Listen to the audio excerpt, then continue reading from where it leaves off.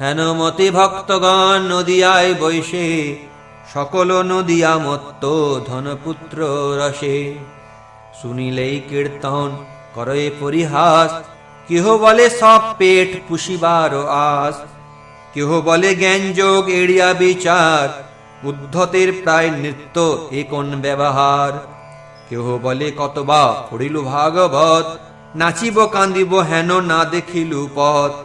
শ্রীবাস পণ্ডিত চারি ভাইর লাগিয়া, নিদ্রা নাহি যাই ভাই ভোজন করিয়া। ধীরে ধীরে কৃষ্ণ বলিলে কি পুণ্য নহে, নাচিলে গাইলে ডাক ছাড়িলে কি হয়।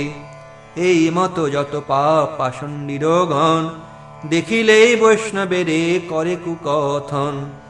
শুনিয়া বৈষ্ণব সব মহা দুঃখ পায়, কৃষ্ণ বলি সবেই কান্দেন ঊর্ধ্বরায়। কতদিনে এসব দুঃখের হবে না, জগতের কৃষ্ণচন্দ্র করহ প্রকাশ।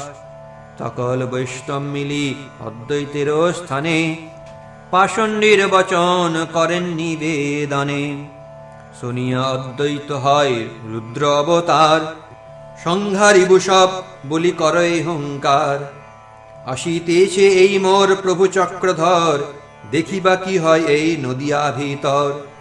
করাইমু কৃষ্ণ সর্ব নয়ন গোচর, তবে সে অদ্বৈত নাম কৃষ্ণের কিঙ্কর। আর দিন কত গিয়া থাক ভাই সব, এথায় দেখিবা সব কৃষ্ণ অনুভব।